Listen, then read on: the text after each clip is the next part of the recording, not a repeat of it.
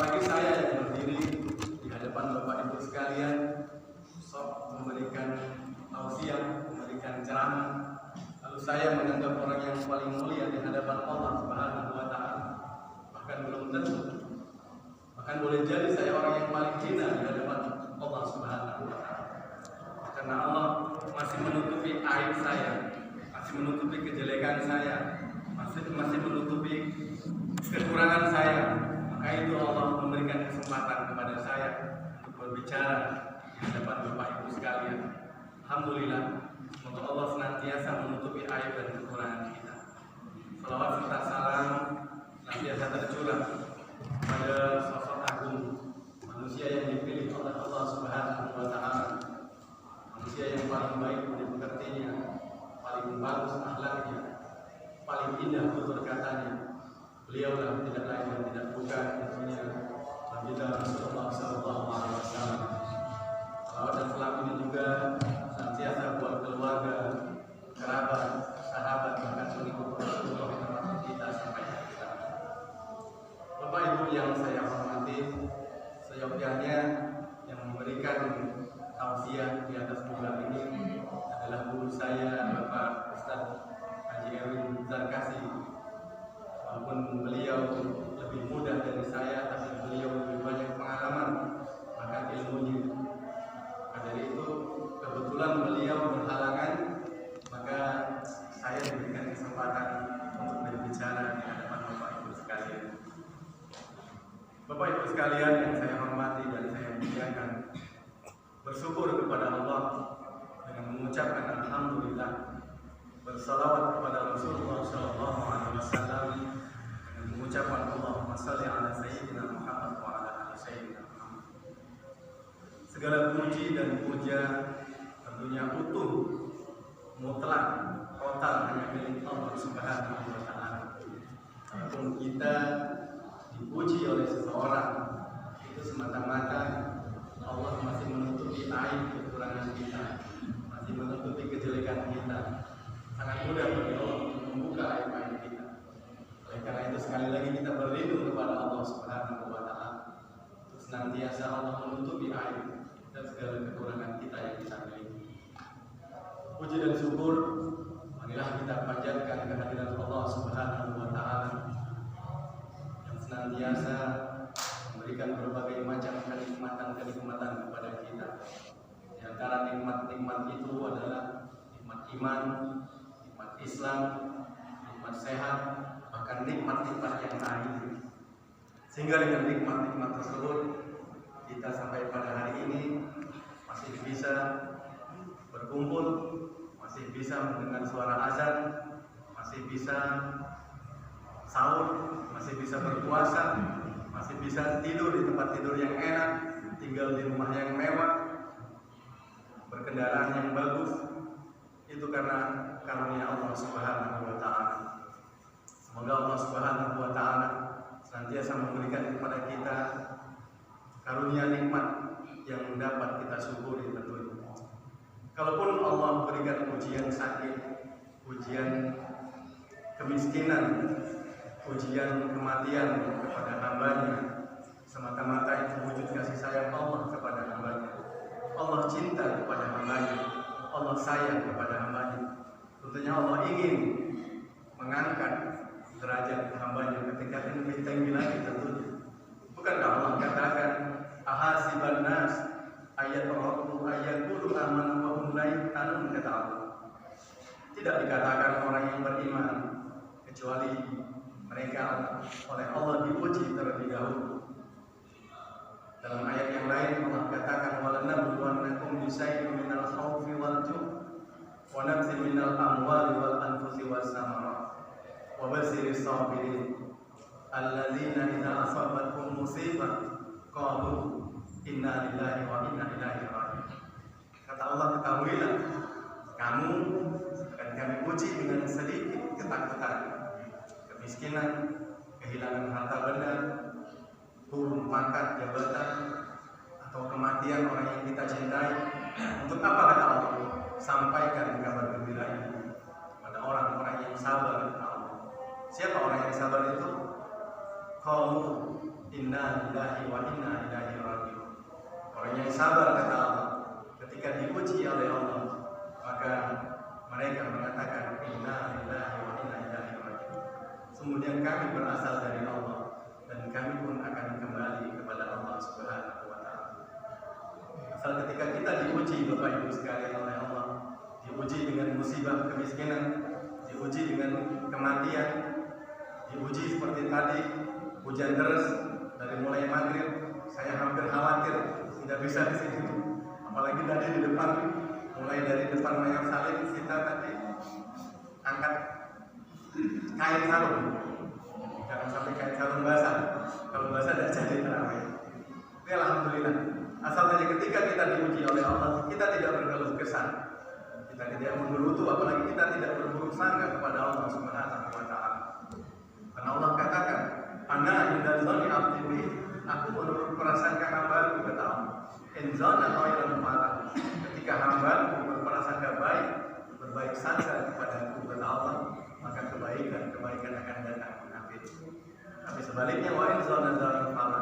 Ketika hambaku berburuk sangka, berprasangka negatif kepada aku kata Allah, maka tentunya energi keburukan akan datang mengakhiri kita. Oleh karena itu kita senantiasa berbaik sangka kepada Allah Subhanahu wa taala. Ketika kita diuji oleh Allah dengan nikmat kebahagiaan, nikmat uang yang berlebih, tentunya kita berucap alhamdulillah. Ketika kita diuji oleh Allah dengan musibah, tentunya kita bersabar dan mengucapkan inna lillahi wa inna ilaihi raji'un. Bapak Ibu saudara hadirin jemaah Masjid Nurul Huda yang saya muliakan dan insyaallah dimuliakan oleh Allah. Dalam sebuah hadis Rasulullah sallallahu alaihi wasallam bersabda, "Al-jannatu mustaqatun ila arba'atin nafarin, tahlil Quran, wa hafizil lisan, wa mudhimil ji'an, wa sha'imin fi sahari Ramadan." Kata Rasulullah sallallahu alaihi wasallam, ada 4 golongan manusia yang dirindukan oleh surga. Biasanya kita yang cari-cari surga, kita yang berharap surga. Ini surga yang merindukan kita, surga yang mencari-cari kita. Siapakah 4 golongan manusia itu? Yang pertama, kata Rasulullah SAW, tahlil Quran. Mereka yang senantiasa gemar membaca Al-Quran. Di sela-sela waktu kosong dia baca Al-Quran. Setelah sholat fardu dia baca Al-Quran. Apalagi di bulan Ramadan ini kita berusaha 1 bulan penuh untuk menghatamkan Al-Quran. Tapi jangan sampai mengejar kuantitas, akhirnya mengabaikan kualitas. Kita ngebut pengen cepat hatam, tapi kita mengabaikan kualitas. Kita sembrono bacaan-bacaan kita. Kita belajar lebih baik lagi, karena setiap huruf-huruf Al-Quran itu, 1 huruf Allah berikan 10 kebaikan. Bayangkan ketika kita baca Al-Fatihah itu sudah berapa huruf, kalikan saja. Jadi kata Rasulullah SAW, manusia yang dimasukkan ke dalam golongan orang-orang yang dirindukan surga adalah mereka yang senantiasa gemar membaca Al-Quran. Syukur-syukur kita mentadabbur Al-Quran, memahami isinya, lalu kemudian kita sampaikan atau kita sosialisasikan di dalam kehidupan kita sehari-hari. Lalu yang kedua, kata Rasulullah SAW, golongan manusia yang dirindukan oleh surga, yaitu setelah tahlil Quran, wa hafizil lisan, mereka yang senantiasa bisa menjaga lidah, bisa menjaga ucapan-ucapan, bisa menjaga perkataan-perkataan. Sebenarnya lidah ini kecil bentuknya, tapi bahayanya ketika kita tidak mampu menjaga lidah. Banyak sudah kejadian teman gara-gara salah ucap, salah kata bisa bertengkar. Suami istri karena ucapan yang salah atau karena kata-kata suami yang sedikit kasar, sedikit tidak mengenakan istri, lantas bisa berantem. Itu karena lidah. Bahkan negara pun ketika salah berucap itu akan berisiko sangat fatal sekali. Oleh karena itu golongan manusia yang dirindukan oleh surga adalah yang kedua, yaitu senantiasa mampu untuk menjaga lidah. Lalu yang ketiga, golongan manusia yang dirindukan oleh surga menurut Rasulullah SAW,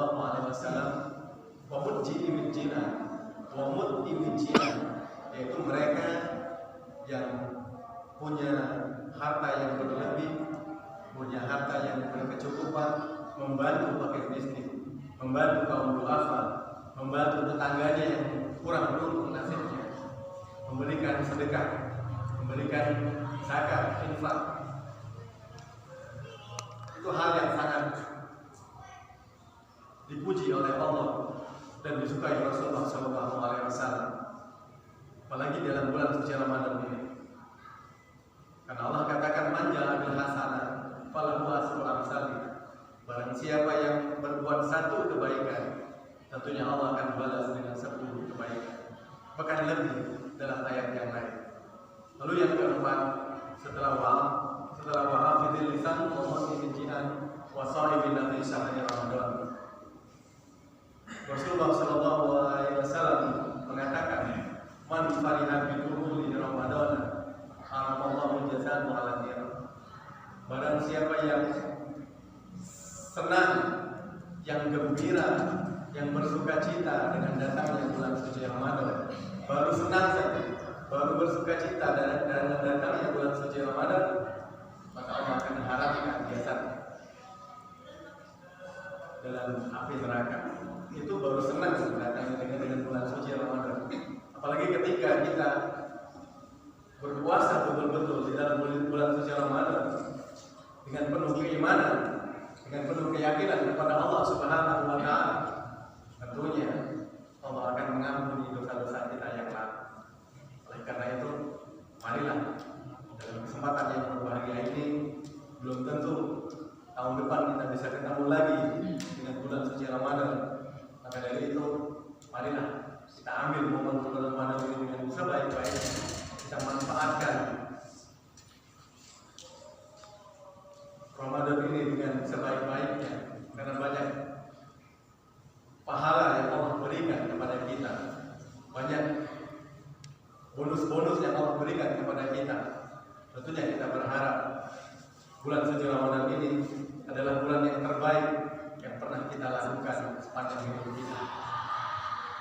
Jadi itulah 4 golongan manusia yang dirindukan oleh surganya Allah Subhanahu wa Ta'ala. Yang pertama tahlil Quran, wa hafizil lisan, wa mutimil jihad, wa shaimin nabi syahri Ramadan. Mudah-mudahan kita menjadi orang yang senantiasa mampu untuk memberikan yang terbaik di dalam kehidupan kita. Karena orang yang baik adalah orang yang pandai mengambil pelajaran dari masa lalu, tentunya untuk dapat menentukan sikap pada hari ini, sekaligus merencanakan hari yang akan datang.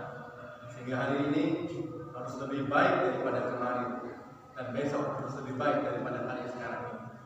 Dalam konteks ini Rasulullah SAW bersabda, barang siapa yang hari ini tentunya ibadahnya lebih baik daripada ibadah kemarin, tahun kemarin, tadarusnya lebih baik, sholat jemaahnya lebih baik, hafalan Al-Qurannya lebih baik, dia termasuk dalam golongan orang-orang yang beruntung.